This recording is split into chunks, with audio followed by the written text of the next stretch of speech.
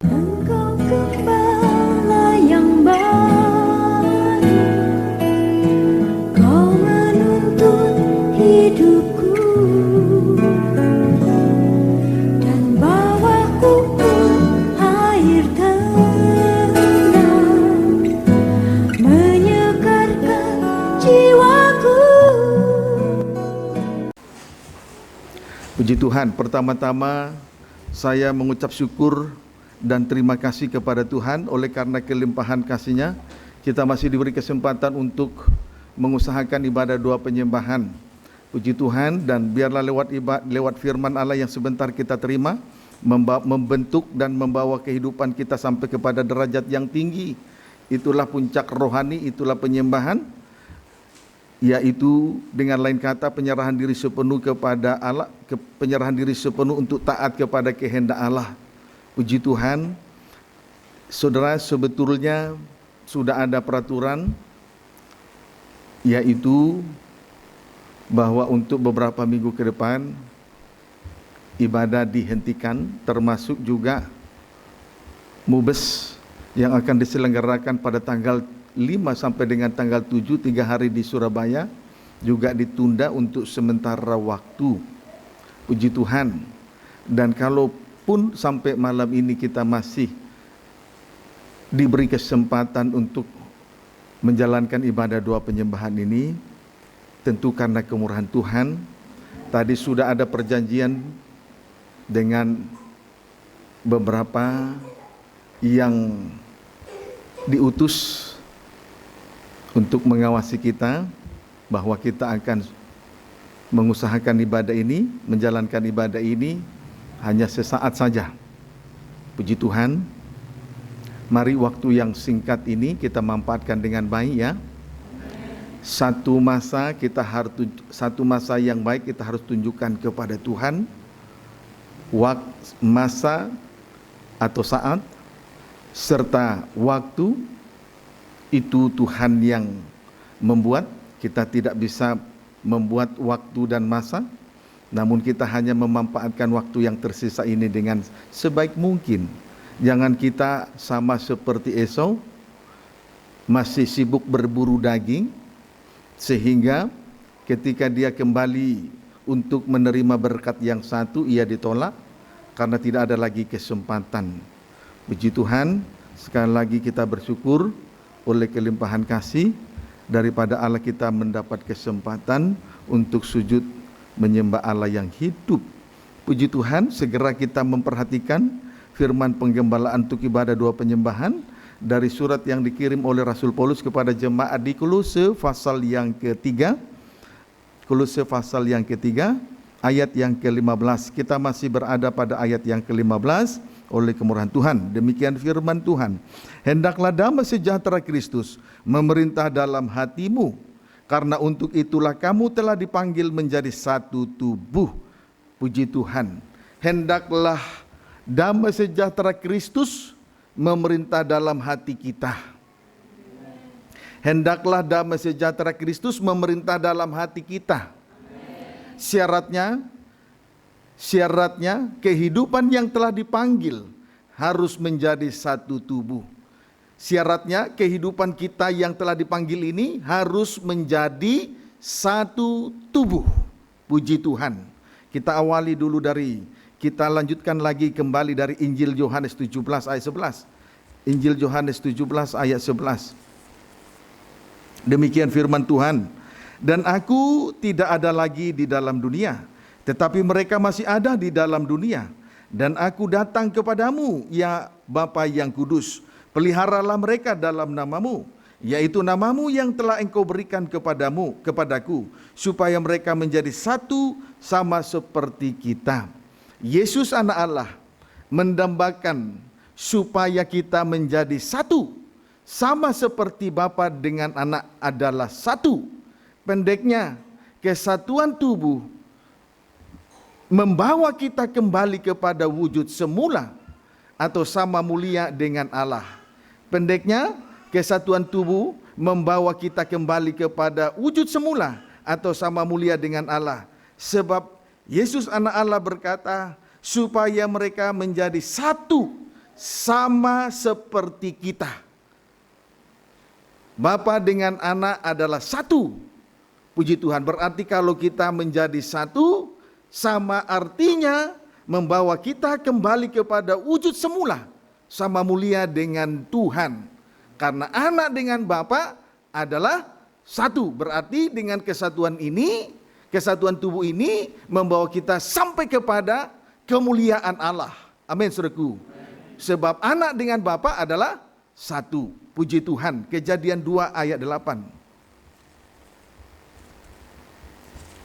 Kejadian 2 ayat yang ke-8. Demikian firman Tuhan.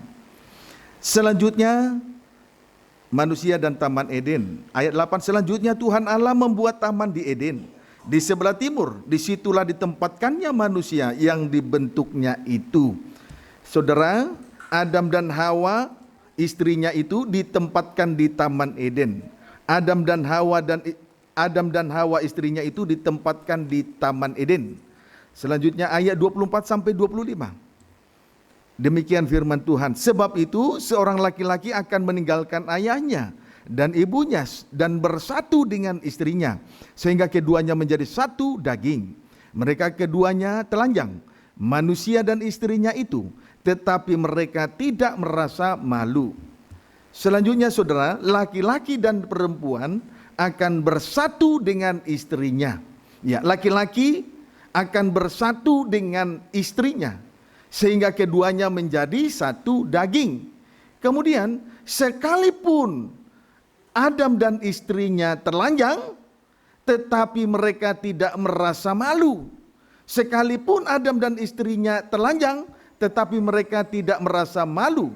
Itu adalah sebuah tanda bahwa damai sejahtera Kristus memerintah di dalam hati mereka. Amin, saudaraku. Kalau di situ ada perasaan malu, berarti ada dosa. Damai sejahtera hilang. Tetapi di dalam kesatuan tubuh itu, seperti Adam dan istri, saudaraku, tidak ada rasa malu. Sekalipun mereka tidak berpakaian. Menunjukkan bahwa damai sejahtera Kristus memerintah di dalam hati mereka. Amin, saudaraku. Puji Tuhan. Kiranya dapat dipahami dengan baik. Kita kembali membaca Injil Yohanes 17 ayat 20 sampai dengan ayat 23. Injil Yohanes 17 ayat 20 sampai dengan ayat 23. Demikian firman Tuhan. Dan bukan untuk mereka ini saja aku berdoa, tetapi juga untuk orang-orang yang percaya kepadaku oleh pemberitaan mereka.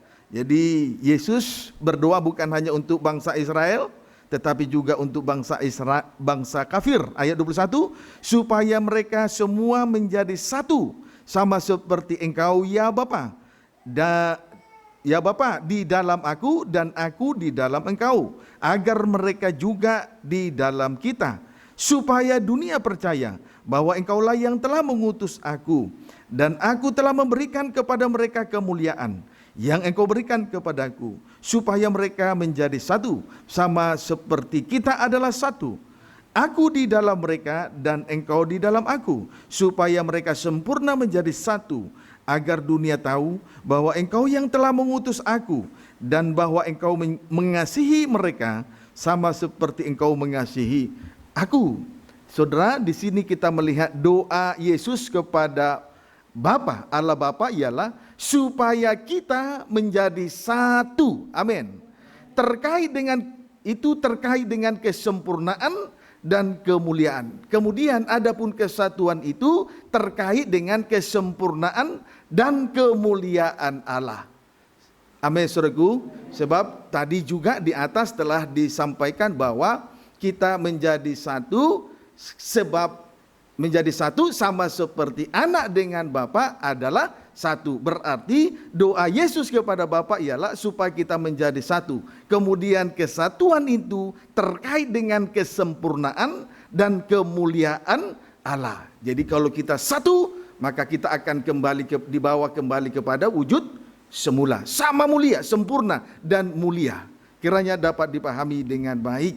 Puji Tuhan. Perlu untuk diketahui bukan tanpa alasan. Yesus anak Allah. Strip pertama, mendambakan kita supaya menjadi satu sesuai dengan Injil Yohanes 17 ayat 11 tadi. Amin. Strip yang kedua, mendoakan kita supaya menjadi satu. Ayat 20 sampai dengan ayat 24. Amin, saudaraku. Puji Tuhan. Jadi bukan tanpa alasan Yesus anak Allah, saudaraku, mendambakan kita supaya menjadi satu sesuai dengan Injil Yohanes 17 ayat 11. Bukan tanpa alasan Yesus anak Allah mendoakan kita supaya menjadi satu sesuai dengan Injil Yohanes 17 ayat 20 sampai dengan ayat 24. Sebagai bukti, alasannya sebagai bukti.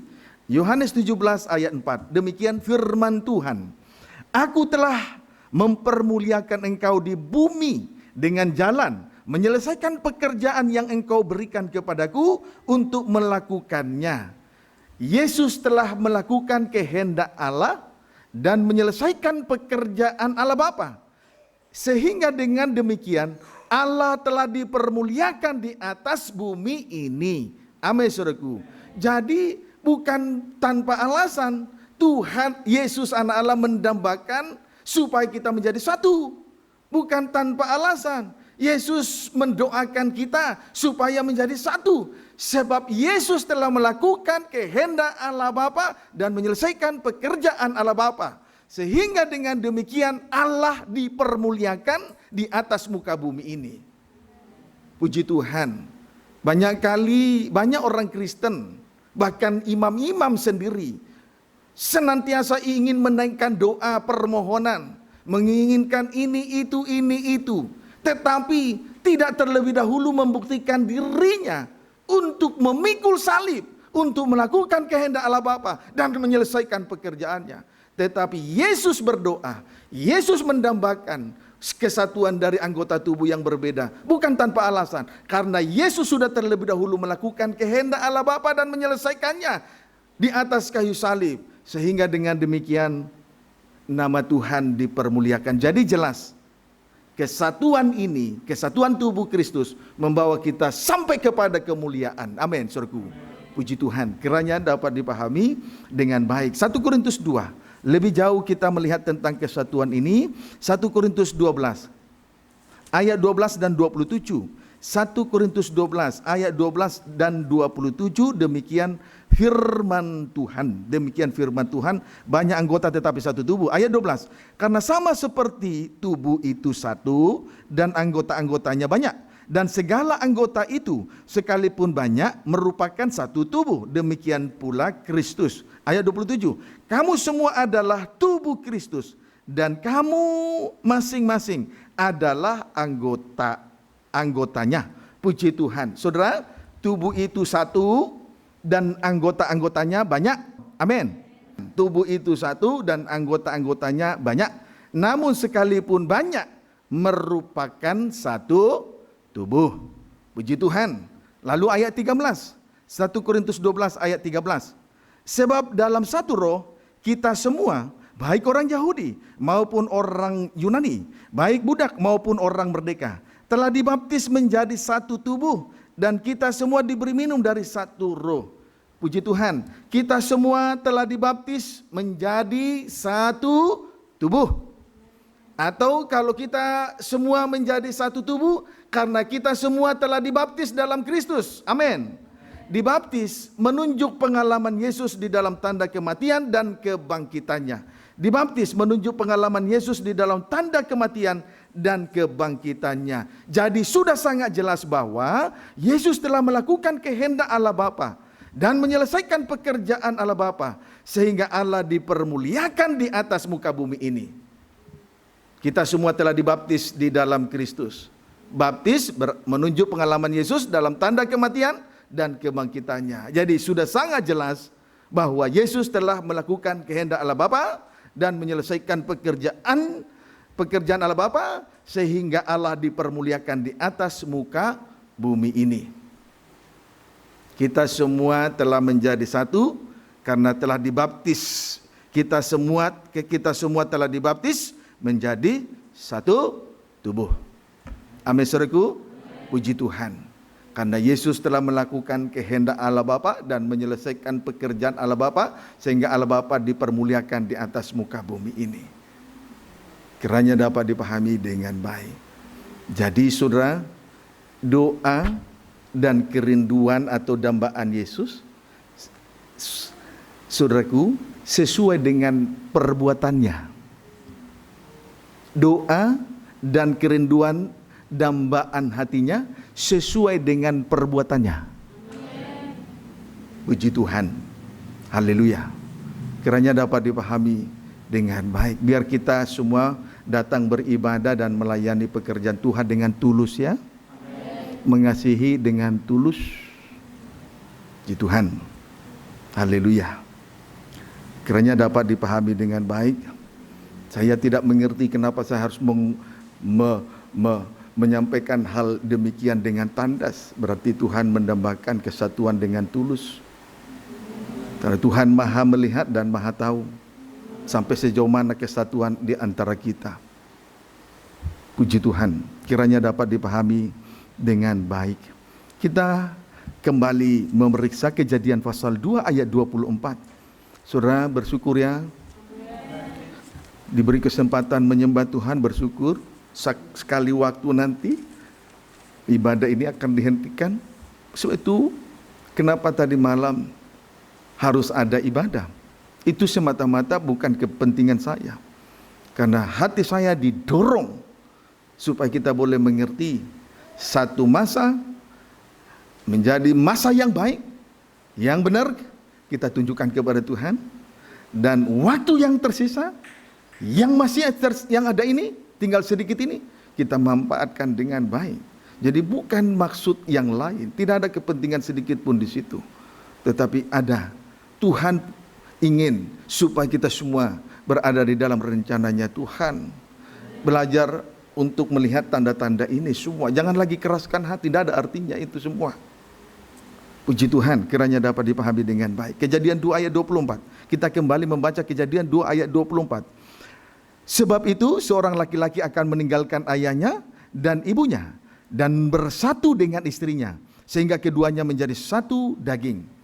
Saudara, pada mulanya Tuhan membentuk manusia menjadi satu daging atau satu tubuh. Amin. Namun itu pada mulanya Tuhan membentuk, menciptakan manusia itu menjadi satu daging, menjadi satu tubuh. Itu loh kerinduan Tuhan. Kiranya dapat dipahami dengan baik. Itulah yang menjadi doa, itulah yang menjadi dambaan dan kerinduan Tuhan. Karena memang dari sejak semula manusia dibentuk, diciptakan dari seonggok tanah liat supaya menjadi satu. Dimulai dalam nikah, suami istri satu. Kemudian berkembang dalam nikah yang lebih besar, dalam penggembalaan antar sidang jemaat, semuanya menjadi satu. Pada mulanya seperti itu.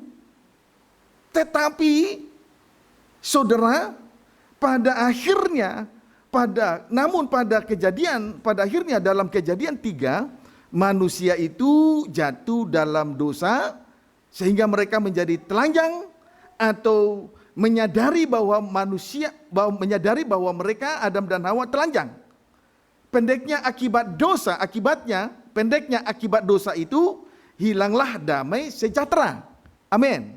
Hilanglah damai sejahtera, atau damai sejahtera Kristus tidak lagi memerintah dalam hati mereka, dalam hati manusia itu. Amin, saudaraku.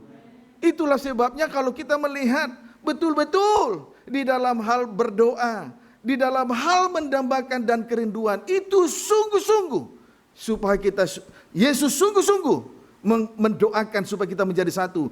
Betul-betul merindukan dan mendambakan supaya kita menjadi satu. Karena memang pada awalnya Adam dan Hawa itu dibentuk untuk menjadi satu daging dan menjadi satu daging. Tetapi di dalam Kejadian pasal yang ketiga, akhirnya manusia itu jatuh dalam dosa dan menjadi telanjang. Atau menyadari bahwa mereka telanjang. Pendeknya akibat dosa hilanglah damai sejahtera, atau damai sejahtera Kristus tidak lagi memerintah dalam hati mereka. Tandanya tandanya damai sejahtera tidak lagi memerintah di dalam hati, damai sejahtera Kristus hilang, tidak lagi memerintah di dalam hati. Tandanya A, mereka menyemat daun pohon ara. A, mereka menyemat daun pohon ara, menunjuk kebenaran diri sendiri. Ini yang terlihat pertama sekali, menyemat daun pohon ara, menunjuk kebenaran diri sendiri. Puji Tuhan, haleluya. Prakteknya saling menuduh atau saling mempersalahkan dan saling membela diri.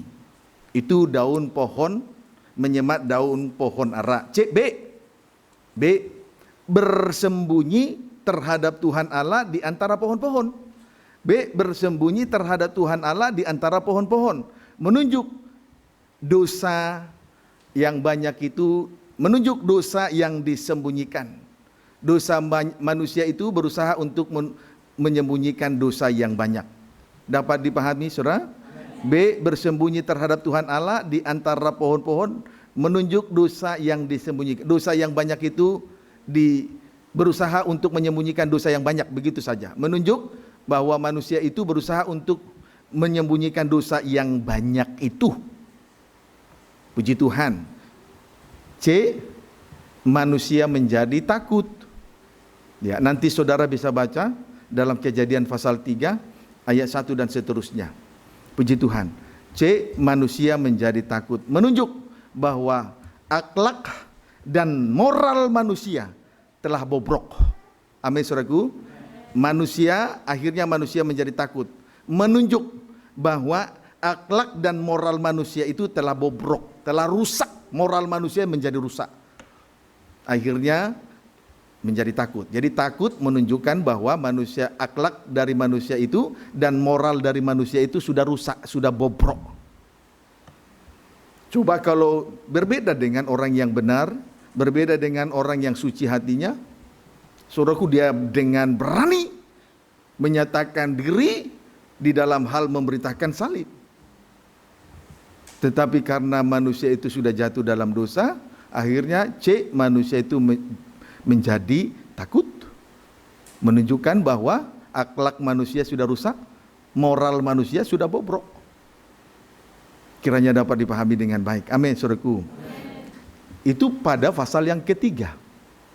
Kemudian pada Kejadian pasal keempat, Kain membunuh Habel adiknya. Kain membunuh Habel adiknya. Itu terkait dengan ibadahnya. Belum sampai kepada derajat yang tinggi, atau belum sampai pada puncaknya, yaitu penyembahan yang benar di hadapan Tuhan.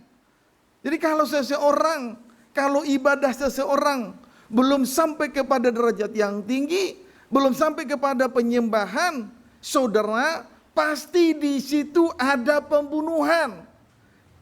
Di situ penuh dengan kebencian. Kiranya dapat dipahami dengan baik.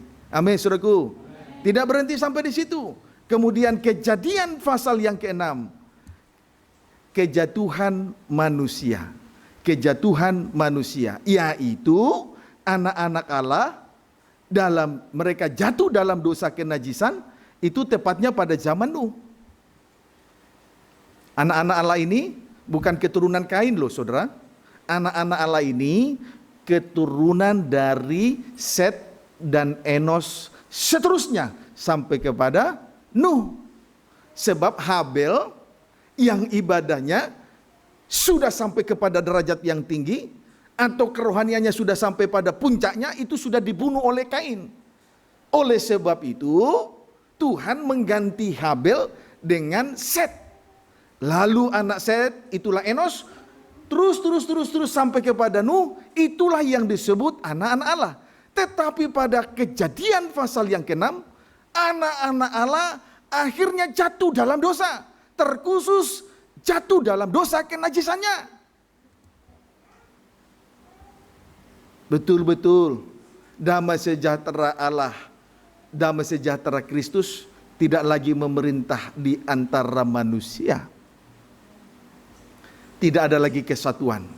Kalau saja ada kesatuan, tidak mungkin ada gap yang disebabkan oleh kejahatan. Tidak mungkin ada gap atau jarak yang disebabkan oleh kenajisan. Jadi jelas tidak ada lagi kesatuan di antara tubuh Kristus. Dengan lain kata, damai sejahtera Kristus tidak lagi memerintah di dalam hati mereka. Puncaknya ketika membangun menara Babel.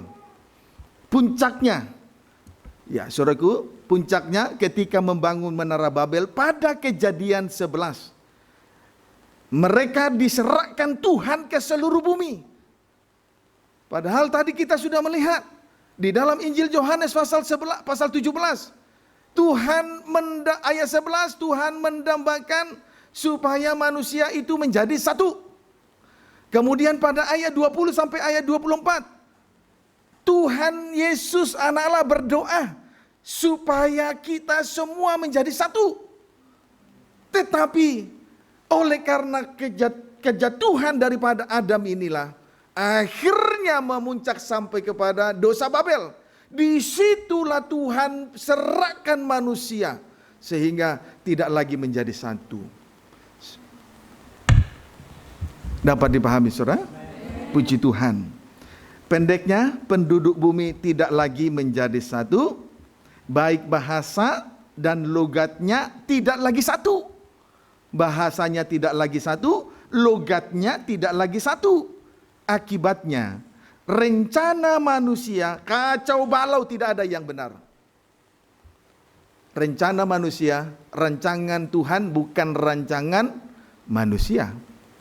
Jadi kalau manusia mempunyai rancangan tersendiri, semuanya kacau balau, tidak ada yang terwujud. Tetapi biarlah rancangan Tuhan menjadi rancangan kita. Kita semua berada dalam rencananya Tuhan. Dapat dipahami saudaraku? Puji Tuhan. Karena mereka tidak lagi satu, sebab atas izin Tuhan mereka berserak, sehingga rencana manusia gagal, kacau balau, tidak ada yang terwujud. Kiranya dapat dipahami. Sebab itu jangan kita berada di luar Tuhan. Biarlah kita betul-betul menjadi satu, karena hal itu terkait dengan kesempurnaan dan kemuliaan Allah. Sehingga rencana-rencana Allah nyata dalam kehidupan kita. Masa depan kita indah. Tetapi kalau kita berserak tidak menjadi satu, kita di luar Tuhan, semua rencana yang disusun oleh manusia gagal total. Yang ada ini akan lenyap. Kiranya dapat dipahami dengan baik. Amin, saudara. Puji Tuhan. Haleluya. Kemudian dosa itu pun semakin berkembang pada zaman Abraham.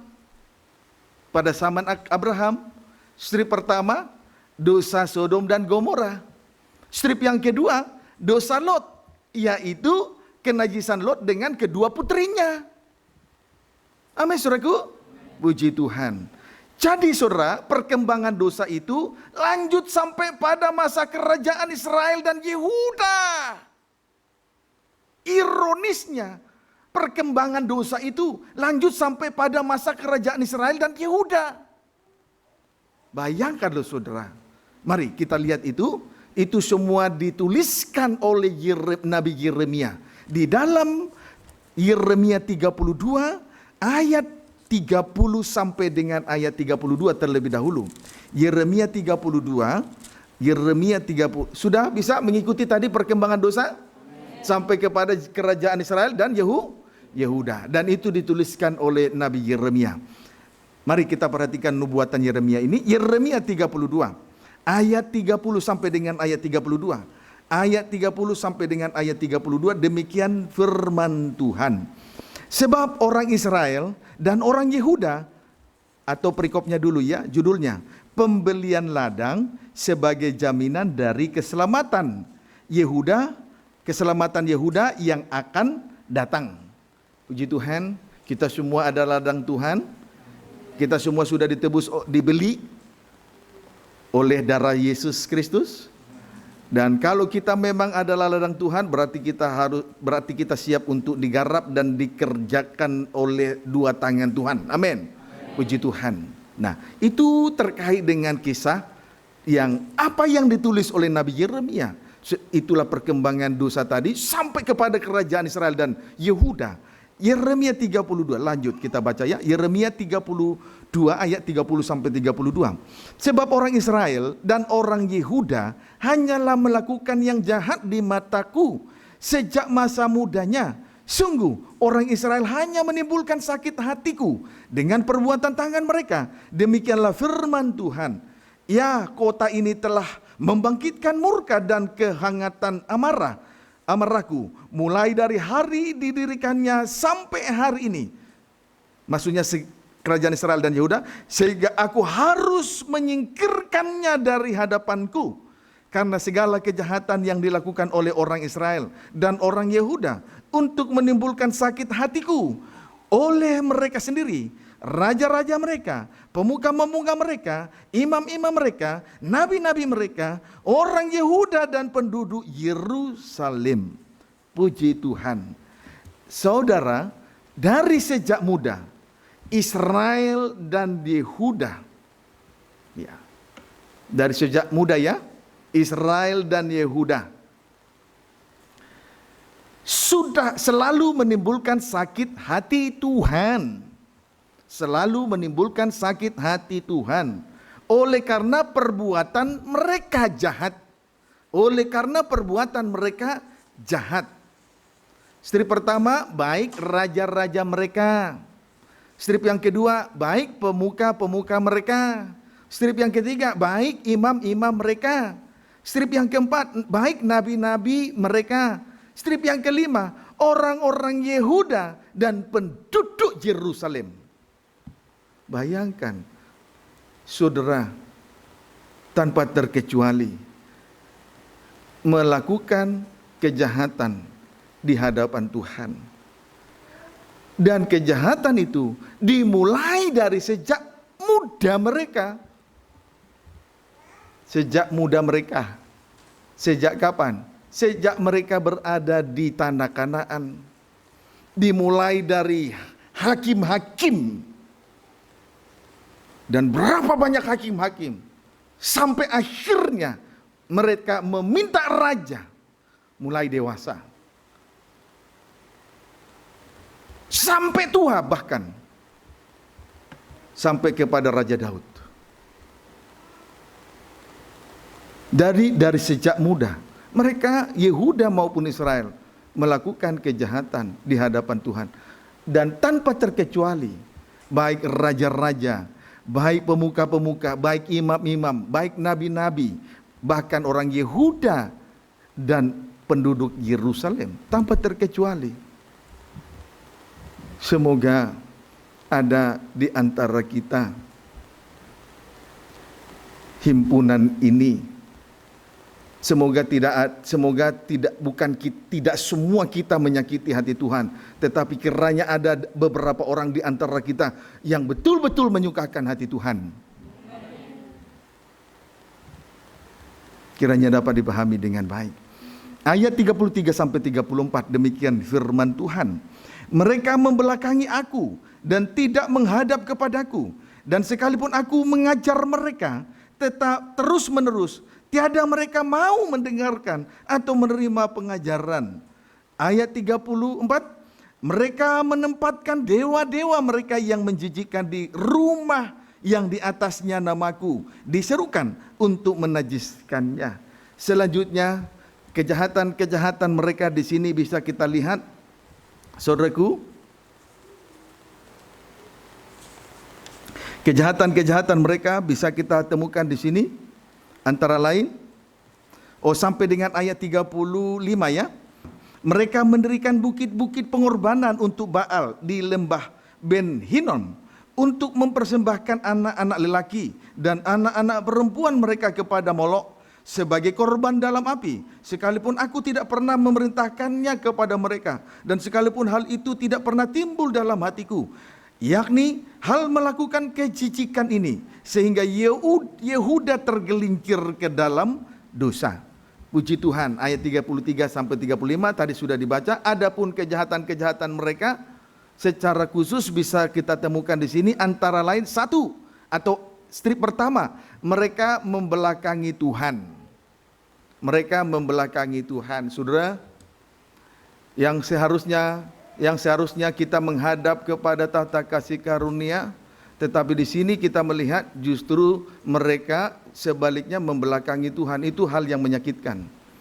Coba bayangkan dalam nikah, suami membelakangi istri, itu menyakitkan. Sebaliknya, istri membelakangi suami, itu menyakitkan. Imam-imam membelakangi pemimpin rumah Tuhan, itu juga menyakitkan. Satu dengan yang lain saling membelakangi, tidak peduli, itu kan menyakitkan. Kiranya dapat dipahami dengan baik. Strip yang kedua, tidak mau mendengar ajaran Tuhan. Tidak mau mendengar ajaran Tuhan, sekalipun mereka terus-menerus diajar oleh Tuhan. Dapat dipahami, saudara? Puji Tuhan. Tidak mau mendengar ajaran Tuhan, sekalipun mereka terus-menerus diajar Tuhan. Strip yang ketiga, mendirikan bukit-bukit pengorbanan untuk Baal. Strip yang ketiga, mendirikan bukit-bukit pengorbanan untuk Baal. Puji Tuhan. Haleluya, bukit-bukit pengorbanan untuk Baal. Haleluya, untuk berhala. Kemudian strip yang kelima, mempersembahkan anak laki-laki dan anak perempuan kepada Molok. Itu adalah perbuatan semacam itu adalah menjijikkan bagi Tuhan. Sebab apa? Tuhan tidak pernah perintahkan bangsa Israel dan Yehuda melakukan seperti itu, tapi mereka melakukan hal itu, dan itu perbuatan yang sangat menjijikkan sekali. Kiranya dapat dipahami dengan baik. Sampai pada akhirnya mereka tergelincir. Sampai pada akhirnya mereka tergelincir. Kiranya dapat dipahami dengan baik. Puji Tuhan. Tergelincir di sini, kita lihat dulu ayat yang tergelincir di sini sama dengan ayat 31. Ya, 31 ya, coba kita lihat. Ya, kota ini telah membangkitkan murka dan kehangatan amarahku mulai dari hari didirikannya sampai hari ini, sehingga aku harus menyingkirkannya dari hadapanku. Sampai akhirnya tergelincir, berarti disingkirkan dari hadapan Tuhan, jauh dari Tuhan. Puji Tuhan. Ayat 36, Yeremia 32 ayat 36, oleh sebab itu beginilah firman Tuhan Allah Israel mengenai kota ini, yang engkau katakan telah diserahkan ke dalam tangan Raja Babel karena pedang, kelaparan, dan penyakit sampar. Saudara, lihat suasana disingkirkan. Israel dan Yehuda diserahkan kepada Babel. Israel dan Yehuda diserahkan kepada Babel oleh karena strip pertama pedang. Ya. Strip pertama pedang, strip yang kedua kelaparan, strip yang ketiga penyakit sampar. Penyakit sampar. Inilah keadaan tergelincir, disingkirkan kepada Yehuda. Israel dan Yehuda diserahkan kepada Babel oleh karena pedang, strip pertama, strip yang kedua oleh karena kelaparan, strip yang ketiga oleh karena penyakit sampar. Puji Tuhan. Saudara, kita akan melihat tiga perkara ini, pedang, kelaparan, dan penyakit sampar. Wahyu pasal yang ke-6.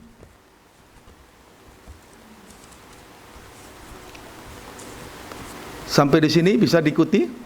Puji Tuhan. Ya, saya tidak mengerti Tuhan membawa kita sampai sejauh ini, berulang-ulang soal penyakit sampar. Dan Tuhan terus berulang-ulang tegaskan kita untuk menghargai waktu yang tersisa. Puji Tuhan. Jadi doa kita sudah didengar, sebab pemberitaan firman selalu relevan sesuai dengan zaman yang ada ini. Itu yang saya lihat sekarang. Puji Tuhan. Karena doa-doa kita semua ya. Amin, saudaraku. Puji Tuhan. Mari, Wahyu pasal yang ke-6. ayat yang keempat mulai, ayat yang ketiga sampai dengan ayat yang keenam. Puji Tuhan, demikian firman Tuhan. Dan ketika anak domba itu membuka meterai yang kedua, aku mendengar makhluk yang kedua berkata, mari.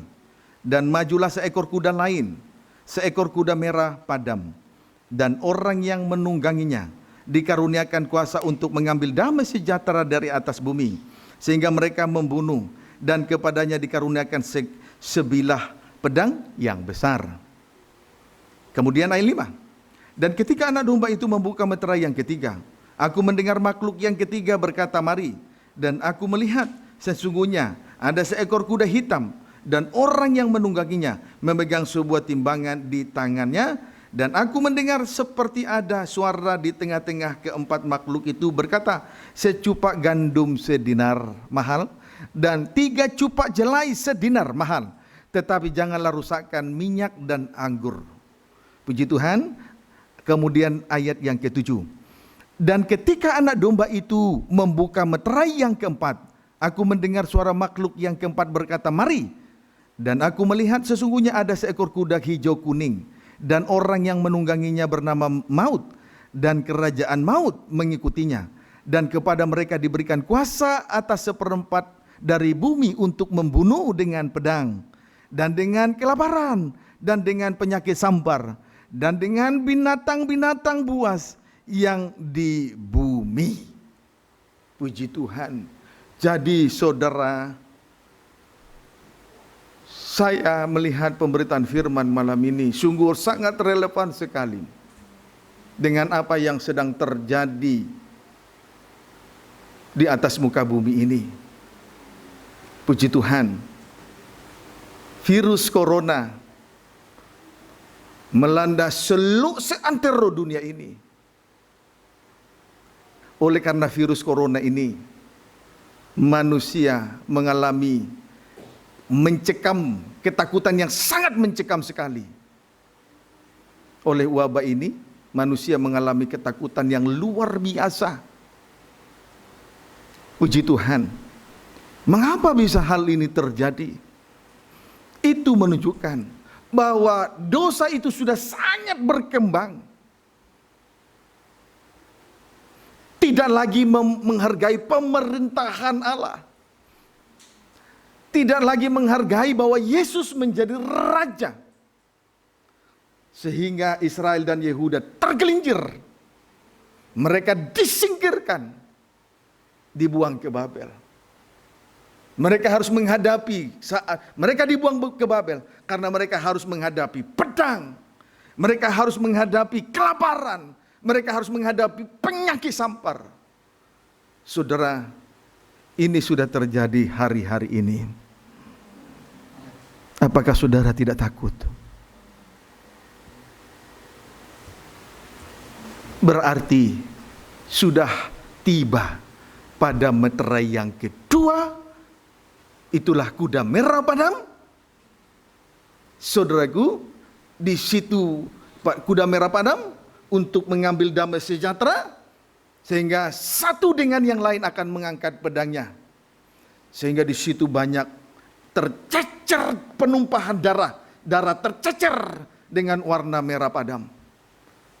Kemudian meterai yang ketiga dibuka. Majulah kuda hitam. Lalu terjadilah kelaparan yang hebat. Sehingga di sini harga firman itu, firman Allah yang begitu mahal harganya, sebagaikan secupak gandum, harganya sedinar. Kemudian 3 cupak jelai, harganya sedinar. Sehingga yang miskin akan mengalami kelaparan yang dahsyat sekali. Tidak akan sanggup lagi membayar harga untuk sebuah makanan. Barulah meterai yang keempat, kuda hijau kuning. Itu berbicara tentang maut. Kiranya dapat dipahami dengan baik. Kalau hari ini malam ini Tuhan himpunkan kita kita berada di hadapan Tuhan, sungguh itu kemurahan Tuhan bagi kita. Jangan sampai kita karena kejahatan kita tergelincir dan akhirnya kita disingkirkan dari hadapan Tuhan. Sungguh-sungguh, biarlah kiranya damai sejahtera Kristus memerintah di dalam hati kita. Tapi syaratnya, kehidupan yang terpanggil harus menjadi satu.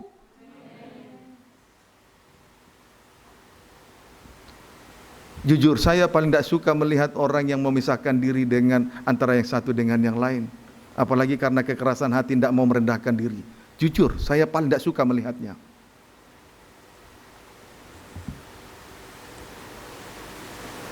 Hati-hati jangan sampai tergelincir. Kalau tergelincir, Tuhan singkirkan dari hadapannya. Dan hal ini tidak bisa lagi dielakkan. Kiranya dapat dipahami dengan baik. Yang masih belum sungguh-sungguh, yang masih jauh dari Tuhan, belum tekun 3 macam ibadah.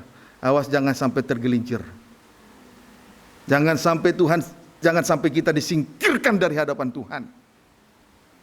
Kiranya dapat dipahami dengan baik. Mari kita kembali memperhatikan Yeremia pasal yang ke-37 sampai 39. Yeremia 32 ayat 37 sampai 39. Demikian firman Tuhan. Sesungguhnya aku mengumpulkan mereka dari segala negeri, kemana aku mencerai-beraikan mereka, karena murkaku, kehangatan amarahku, dan gusarku yang besar. Mereka dikacau balaukan, diserahkan di antara seluruh bumi. Puji Tuhan. Haleluya. Jadi saat ini bangsa Israel, khususnya orang Yahudi, sedang berserak. Ada yang ke Eropa, ada yang ke Asia juga, ada yang banyak juga di Amerika. Sebab itu pembelaan Tuhan kepada bangsa Amerika luar biasa. Karena mereka juga memperhatikan Israel. Memperhatikan milik kepunyaan Tuhan, pekerjaan Tuhan. Kiranya dapat dipahami dengan baik. Amin, saudaraku. Namun lihatlah ayat berikutnya. Dan aku mengembalikan mereka ke tempat ini, dan akan membuat mereka diam dengan tenteram. Ayat 38. Maka mereka akan menjadi umatku, dan aku akan menjadi Allah mereka. Aku akan memberi mereka satu hati dan satu tingkah langkah, sehingga mereka takut kepadaku sepanjang masa untuk kebaikan mereka dan anak-anak mereka yang datang kemudian. Ayat yang keempat, ya itu sampai 39. Tetapi perhatikan, tadi memang oleh karena amarah Tuhan, Israel dan Yehuda diserahkan ke seluruh bumi. Tetapi oleh karena kemurahan hati Tuhan oleh karena kemurahan Tuhan yang besar, mereka dikembalikan, mereka dikumpulkan menjadi satu. Jadi kalau hari ini kita berada dalam perhimpunan ibadah doa penyembahan, dan kita semua keluarga Allah sidang jemaat GPT Betania Serang dan Cilegon menjadi satu, itu karena kemurahan hati Tuhan yang besar bagi kita. Bukan karena suatu kebetulan, bukan karena kepentingan di situ, tidak ada, tapi karena kemurahan hati Tuhan. Kiranya dapat dipahami dengan baik. Kalau kita dikumpulkan menjadi satu dan dikumpulkan, maka di situ kita akan diam dan tenteram.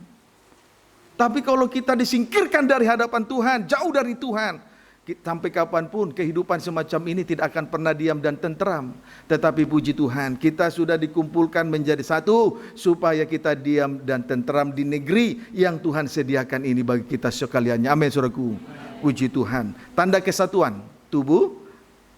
Strip pertama, satu hati.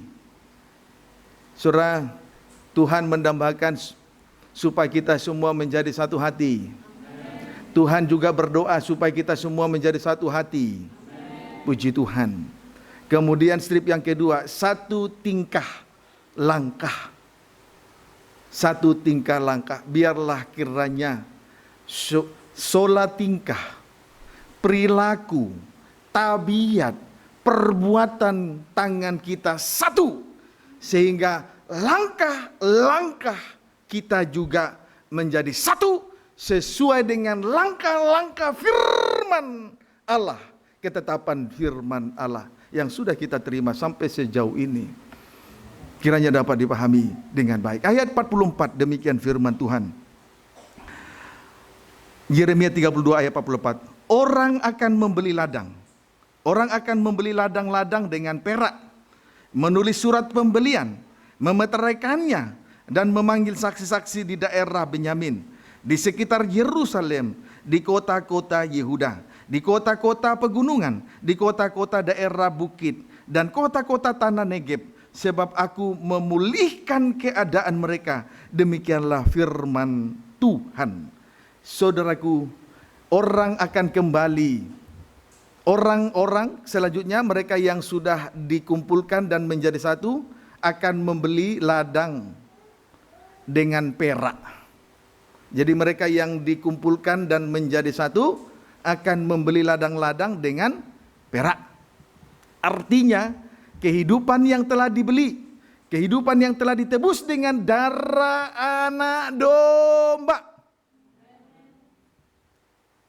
Perak menunjuk ketebusan oleh darah anak domba. Itu perak.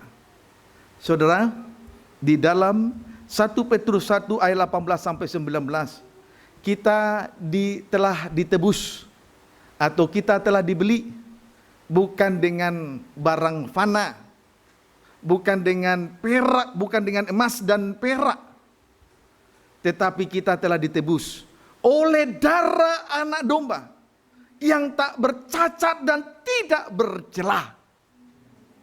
1 Petrus 1.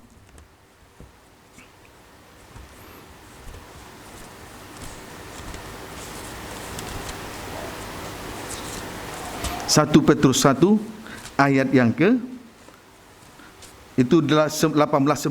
Sekarang 1 Petrus 1 ayat 20. Ia telah dipilih sebelum dunia dijadikan, tetapi kamu baru menyatakan, tetapi karena kamu baru menyatakan dirinya pada zaman akhir. Saudara, Tuhan itu, Yesus anak Allah, telah dipilih sebelum dunia dijadikan. Sebelum kita ada di dalam rahim dan kandungan ibu kita, Dia sudah ada. Sebelum dunia ini ada, Tuhan Yesus Kristus anak Allah, Dia sudah ada. Amin. Tetapi karena kamu, karena saya dan saudara baru menyatakan dirinya pada zaman akhir ini. Lewat pembuka rahasia firman, Dia menyatakan isi hatinya di akhir zaman ini. Sebetulnya dari zaman dahulu kala Dia sudah ada. Kalau Dia ingin menentukan waktu, berhenti waktu itu pada 1000 tahun yang lalu, bisa saja. Tetapi karena saya dan saudara, Dia menyatakan diri di akhir zaman ini.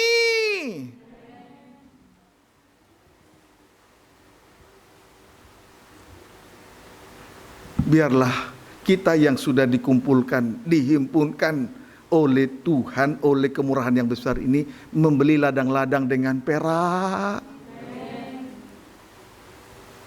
Kiranya dapat dipahami dengan baik. Kita kembali lagi membaca Yeremia 32 ayat 44. Puji Tuhan.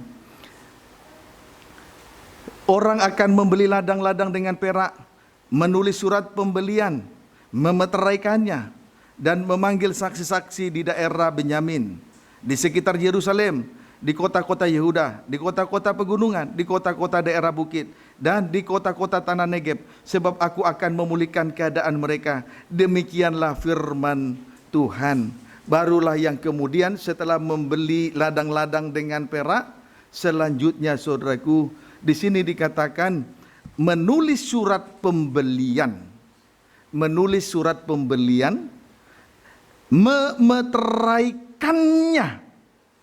memeteraikannya dan memanggil saksi-saksi di daerah Benyamin.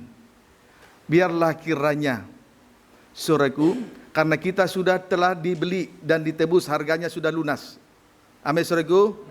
Selanjutnya, biarlah kiranya firman Allah yang kita terima dimateraikan di dalam loh daging kita masing-masing dan ditukik supaya kita menjadi surat pujian, menjadi surat Kristus, menjadi kesaksian dan menjadi saksi-saksi di daerah Benyamin, di sekitar Yerusalem, di kota-kota Yehuda, di kota-kota pegunungan, di kota-kota daerah bukit, dan di kota-kota tanah Dekip.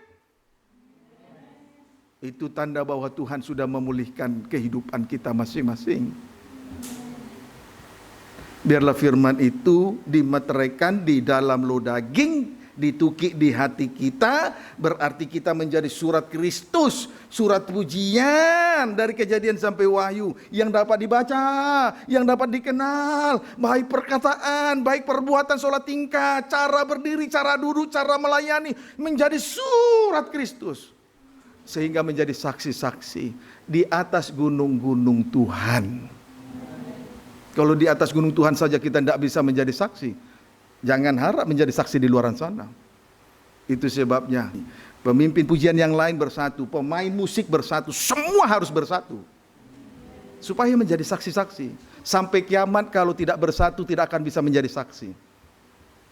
Jangan kita berada di dalam rencananya sendiri, tapi biar kita semua menjadi satu, ada dalam rencananya Tuhan. Kalau berjalan dengan sendiri, kacau balau. Dapat dipahami, saudara? Puji Tuhan, kiranya dapat dipahami dengan baik. Perhatikanlah dua hal ini. Itu tanda bahwa Tuhan sudah memulihkan kehidupan kita masing-masing. Amin, saudaraku. Puji Tuhan. Haleluya.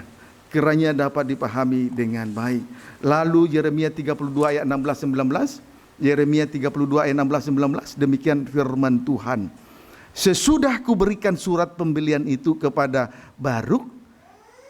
Judulnya saya baca dulu ya. Pembelian ladang sebagai jaminan dari keselamatan Yehuda yang akan datang. Itu judulnya. Maka kita baca lagi ayat 16 sampai 19. Sesudah kuberikan surat pembelian itu kepada Baruk bin Neria, berdoalah aku kepada Tuhan. Kataku, Yeremia berdoa, ah Tuhan Allah, sesungguhnya Engkaulah yang telah menjadikan langit dan bumi dengan kekuatanmu yang besar dan dengan lenganmu yang terentang. Tiada suatu apapun yang mustahil untukmu. Ayat 18, Engkaulah yang menunjukkan kasih setiamu kepada beribu-ribu orang dan membalaskan kesalahan bapa kepada anak-anaknya yang datang kemudian. Ya Allah yang besar dan perkasa, namamu adalah Tuhan semesta alam. Ayat 19, besar dalam rancanganmu dan agung dalam perbuatanmu. Matamu terbuka terhadap segala tingkah langkah anak-anak manusia, dengan mengganjar setiap orang sesuai dengan tingkah langkahnya dan sesuai dengan buah perbuatannya. Jadi saudaraku, di sini kita melihat kalau Tuhan akhirnya mengumpulkan bangsa Israel dan Yehuda dan serta mengembalikan mereka dari Babelonia dan serta mengembalikan dari bangsa-bangsa lain dan dikumpulkan menjadi satu supaya hidup menjadi tentram. Itu jelas karena kasih setia Tuhan kepada beribu-ribu orang dan membalas, itu adalah kasih setia Tuhan kepada beribu-ribu orang. Amin. Kemudian nama Tuhan adalah Tuhan semesta alam, besar dalam rancangannya. Strip yang kedua, agung dalam perbuatannya. Kiranya dapat dipahami dengan baik. Puji Tuhan. Haleluya. Ayat 20 sampai 21. Engkau yang memperlihatkan tanda-tanda dan mukjizat-mukjizat di tanah Mesir sampai kepada waktu ini kepada Israel dan kepada umat manusia, sehingga engkau membuat nama bagimu seperti yang ternyata pada waktu ini. 21. Engkau telah membawa umatmu Israel keluar dari tanah Mesir dengan tanda-tanda dan mukjizat-mukjizat, dengan tangan yang kuat dan lengan yang teracung, dan dengan kedahsyatan yang besar. Puji Tuhan. Saudara, Tuhan yang membawa bangsa Israel keluar dari Mesir dan membawa mereka masuk ke tanah Kanaan, tanah yang dijanjikan itu. Dengan tanda-tanda yang dahsyat, yang luar biasa, dimulai dari 10 tulah. Lalu akhirnya menyeberangi Laut Teberau dan terus berada di Gunung Sinai. Dan selanjutnya terus selama 40 tahun di padang gurun. Tibalah mereka di tanah Kanaan, tanah perjanjian. Puji Tuhan. Jadi tangan Tuhan yang kuat, tangan Tuhan yang teracung, yang membawa bangsa Israel kembali dikumpulkan, berada di atas gunung-gunung Tuhan, supaya menjadi saksi-saksi yang dahsyat di hari-hari terakhir ini. Amin, saudaraku. Puji Tuhan. Kiranya dapat dipahami dengan baik. Tetapi yang pasti, saudaraku, di sini kita melihat bahwa bangsa Israel yang diserahkan Yahudi yang sudah diserahkan ke bangsa-bangsa lain. Ada yang Israel, ada yang di Amerika, ada yang di Eropa. Satu kali nanti akan kembali. Mereka masing-masing akan mendaftarkan diri mereka masing-masing. Seperti Yesus lahir pada saat itu adalah pada saat pendaftaran keturunan daripada Israel. Mereka kembali. Demikian juga mereka akan kembali. Puji Tuhan. Kiranya dapat dipahami dengan baik. Jadi saudara, Yeremia pasal 32 ayat 1 sampai dengan ayat yang ke-44 ini, itu jelas menceritakan tentang kejahatan Israel. Akhirnya mereka berserak ke bangsa-bangsa lain. Namun oleh karena kemurahan hati Tuhan yang besar, mereka dikumpulkan. Oleh karena kasih setia Tuhan yang begitu besar, mereka dikumpulkan. Dua tangan yang kuat membawa mereka dekat kembali kepada Tuhan untuk beribadah dan melayani kepada Tuhan. Tetapi di situ juga awal dari ayat-ayat pertama ini, awal dari Yeremia 32 ayat 1 dan seterusnya, Tuhan langsung memberi suatu nubuat kepada Yeremia untuk membeli ladang dari pamannya dengan 17 sikal perak. Dan nubuatan ini kiranya tergenapi dalam kehidupan kita. Biar kita membeli ladang-ladang dengan uang perak. Amin, saudaraku. Puji Tuhan. Nubuatan Yeremia ini kiranya tergenapi dalam setiap kehidupan kita masing-masing. Biar kita dikumpulkan, hidup dengan tenteram. Di atas gunung Tuhan menjadi saksi. Tetapi selain itu juga hidup dengan tenteram. Semua ini memang harus berlalu. Langit yang pertama, bumi yang pertama akan berlalu. Unsur-unsurnya juga akan berlalu. Daratan, pulau akan berlalu. Semua nanti benda-benda penerang di cakrawala akan berjatuhan. Tetapi kalau kita ada menjadi satu, dikumpulkan di gunung Tuhan, akan menjadi saksi. Serta kita hidup tenteram di dalam Tuhan sampai anak cucu. Tuhan Yesus memberkati kita semua.